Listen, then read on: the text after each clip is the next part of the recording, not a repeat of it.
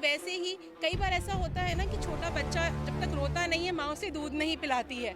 शायद हमारी स्थिति भी कुछ ऐसी ही हो गई है कि जब तक हम रोएंगे नहीं तब तक हमें भी जो है हमारी जो भूख है उसको वहाँ तक नहीं पहुँचेगी उनकी सरकार के कानों तक।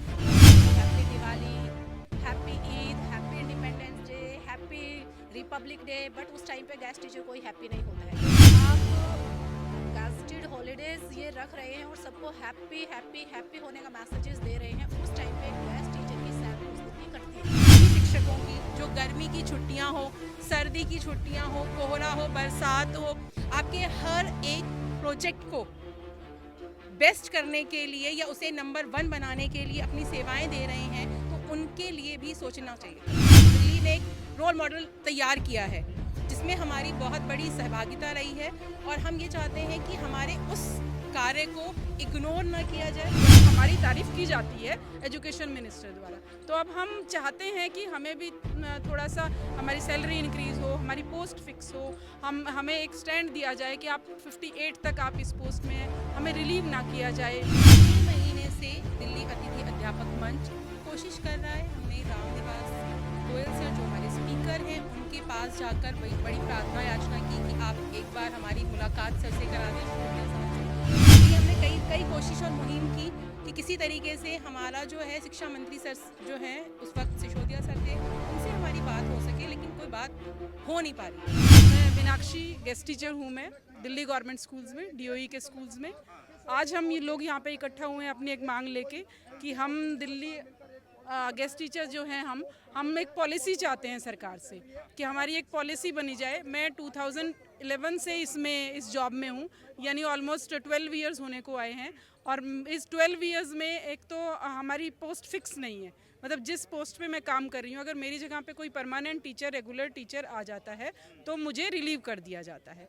हालांकि मैं इस सेवा में 12 साल तक दे चुकी हूँ, तो मुझे कुछ बेनिफिट मिलना चाहिए। और एक अब जो डीएसएसबी के बाकी ये फॉर्म निकलते हैं, हम उसको फिल करने के लिए ओवर एज हो चुके हैं।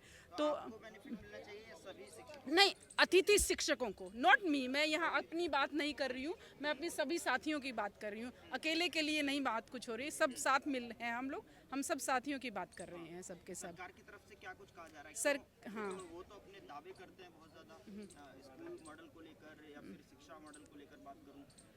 सर हम जो भी दिल्ली सरकार की जो भी पॉलिसीज़ आती हैं हम उनमें सब में उनका सहयोग देते हैं। कोई भी अगर दिल्ली में मिशन बुनियाद चलाया जाता है, ईएमसी प्रोजेक्ट है, यह हैप्पीनेस है, देशभक्ति है, ईएमसी जितने भी प्रोजेक्ट हैं, हम लोग 16,000 से ज़्यादा गेस्ट टीचर हैं, 16,660, तो हम सब उनका साथ देते हैं हर पॉलिसी में। और ये हमारे एजुकेशन मिनिस्टर्स कहते भी रहते हैं, जब भी कोई स्टेडियम में इकट्ठा किया जाता है लोगों को, तो हमारी तारीफ की जाती है एजुकेशन मिनिस्टर द्वारा। तो अब हम चाहते हैं कि हमें भी थोड़ा सा हमारी सैलरी इंक्रीज़ हो, हमारी पोस्ट फिक्स हो, हमें एक स्टैंड दिया जाए कि आप 58 तक आप इस पोस्ट में हैं, हमें रिलीव ना किया जाए कोई भी परमानेंट आता है तो हमारी ये सरकार से मांग है। सरकार हमें आश्वासन तो बहुत देती रहती है, सैलरी इंक्रीज़ का आश्वासन 2017 मार्च 2017 में इंक्रीज़ हुई थी, उसके बाद से हमारी सैलरी में कोई इंक्रीमेंट नहीं है,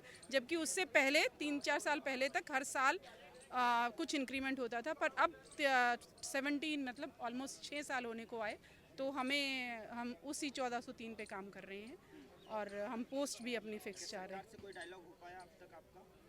मैडम बात करेंगी। पिछले 6 महीने से दिल्ली अतिथि अध्यापक मंच कोशिश कर रहा है। हमने रामनिवास गोयल सर जो हमारे स्पीकर हैं उनके पास जाकर बड़ी प्रार्थना याचना की कि आप एक बार हमारी मुलाकात सर से करा दें, सिसोदिया साहब से। हम संजय सिंह से मिले, हम जो है कई और सांसदों से मिले जिनसे हमने सरकार के साथ वार्ता करने का प्रयास किया, लेकिन हमें समय नहीं मिल पाया। हम संजय सिंह से मिले, हम जो है कई और सांसदों से मिले जिनसे हमने सरकार के साथ वार्ता करने का प्रयास किया, लेकिन हमें समय नहीं मिल पाया। हम आतिशी मैम से भी मिले थे और यही हुआ कि अभी समय दिया जाएगा, सर अभी बिज़ी हैं और कोई संवाद हमारे बीच में नहीं हुआ। इसलिए हमने कई कोशिश और मुहिम की कि किसी तरीके से हमारा जो है शिक्षा मंत्री सर जो हैं उस वक्त सिसोदिया सर थे, उनसे हमारी बात हो सके, लेकिन कोई बात हो नहीं पा रही है। आजकल सिसोदिया जी अपना जेल में हैं, क्या जी कहेंगे? सर ये तो सरकार और उनके जो है जुडिशरी का हमें अपनी न्याय व्यवस्था पर बहुत भरोसा है और शायद उसी न्याय के लिए तो हम यहाँ आए कि हमारे साथ भी न्याय हो। लगता है आपको शिक्षा विभाग गलत हाथों में था? नहीं, हमें ये तो नहीं ये कह सकती मैं कि शिक्षा विभाग गलत हाथों में था, क्योंकि शिक्षा विभाग जो है वो आज भी अगर दिल्ली का शिक्षा जो स्तर है वो विश्व में चुनौती दे रहा है और लोग उसे फॉलो करना चाह रहे हैं, इसका मतलब तो कहीं ना कहीं है कि दिल्ली ने एक रोल मॉडल तैयार किया है जिसमें हमारी बहुत बड़ी सहभागिता रही है और हम ये चाहते हैं कि हमारे उस कार्य को इग्नोर ना किया जाए जो अब तक किया जा रहा है, कि हमें एक जो बेसिक मानदंड जो है वो भी नहीं दिया जा रहा। पिछले 6 सालों में हमारे वेतन को जो है वो नहीं बढ़ाया गया है, उस वेतन को तो कम से कम एक फिक्स किया जाए। लगता है आपको जब सरकार खुद आपस में घिरी पड़ी है, जेल के चक्कर काट रहे हैं उनके बड़े बड़े नेता, तो ऐसे में आपकी बात सुनी जाएगी? सर हमें उम्मीद है कि इस बजट, क्योंकि हम जितना कर रहे थे बात बीच में, अभी तो ये सरकार अभी गिरी है, हम पिछले 6 महीने से ज़्यादा वक्त से जो है इस काम में लगे हुए थे। हम चाहते, क्योंकि पिछले 6 सालों में बजट में कहीं भी शिक्षा पे जितना खर्च हो रहा है वो कहीं भी अतिथि शिक्षकों पर नहीं खर्च हो रहा। जब एक तरफ बात की जाती है अतिथि देवो भव, हम उस परंपरा को लेकर आगे बढ़ रहे हैं, फिर भी अगर अतिथि शिक्षकों की जो गर्मी की छुट्टियां हो, सर्दी की छुट्टियां हो, कोहरा हो, बरसात हो, आपके हर एक प्रोजेक्ट को बेस्ट करने के लिए या उसे नंबर 1 बनाने के लिए अपनी सेवाएं दे रहे हैं, तो उनके लिए भी सोचना चाहिए। सरकार से तो सरकार के खिलाफ नहीं सर, हम यहाँ जरूरत पड़ गई आपको? नहीं सर, हम सरकार के खिलाफ बिल्कुल भी नहीं है।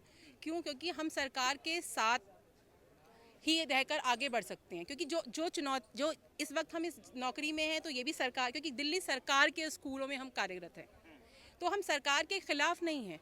बस ये है कि हम उन तक अपनी बात पहुंचाना चाहते हैं। ठीक वैसे ही कई बार ऐसा होता है ना कि छोटा बच्चा जब तक रोता नहीं है माँ उसे दूध नहीं पिलाती है। शायद हमारी स्थिति भी कुछ ऐसी ही हो गई है कि जब तक हम रोएंगे नहीं तब तक हमें भी जो है हमारी जो भूख है उसको वहाँ तक नहीं पहुँचेगी, उनके सरकार के कानों तक। तो कहीं ना कहीं ये तो शिक्षा मॉडल का पोल खोलना हुआ ना? सर हम पोल नहीं खोल रहे ना, मॉडल में कमी नहीं है रोने लग रहे हैं सर हमने मॉडल को हमने कहीं जब वो नहीं करा। हम कार्य करने के लिए मना नहीं कर रहे, हम अपने कार्य कर रहे हैं, हम अपनी सेवाएं दे रहे हैं, लेकिन सेवाओं के तहत हम अपना भुगतान थोड़ा सा चाह रहे हैं कि हम भी, क्योंकि 6 साल में महंगाई का रेशियो आप लोग सभी जानते हैं कि जो चीज़ 10 रुपए की मिल रही थी आज वो 20 रुपए की हो चुकी है। तो ऐसे में हमारे घर के चूल्हे जो जलें वो भी तो दाल रोटी पर चले। हम अपने दाल रोटी के लिए ही सड़क पर खड़े हैं कि हमारी जो है जो चीज़ें वो पूरी हो पाएँ। हम यही कहेंगे सबके लिए हैप्पी। रीना, मैं एक गेस्ट टीचर हूँ। मैं 2012 से दिल्ली के गवर्नमेंट स्कूल में गेस्ट टीचर की पोस्ट पे जॉब कर रही हूँ। जब सब लोग कहते हैं, हमें मैसेजेस भेजते हैं, happy Holi, happy Diwali, happy Eid, happy independence day, happy Republic day, but उस टाइम पे गेस्ट टीचर कोई हैप्पी नहीं होता है, क्योंकि उनके फेस पे एक अलग सी ये बात होती है कि जिस दिन आप गैजेटेड हॉलीडेज़ ये रख रहे हैं और सबको हैप्पी हैप्पी हैप्पी होने का मैसेजेस दे रहे हैं, उस टाइम पे गेस्ट टीचर की सैलरी उस दिन की कटती है। उस दिन की गेस्ट टीचर को कोई सैलरी प्रोवाइड नहीं करता है। तो हम गवर्नमेंट से केवल यही डिमांड कर रहे हैं कि एक तो सैलरी हमारी फिक्स की जाए, एक हमारे लिए पॉलिसी बनाई जाए कि एक गेस्ट टीचर है इतने साल तक वो जॉब में रहेगा, उसको हटाया ना जाए।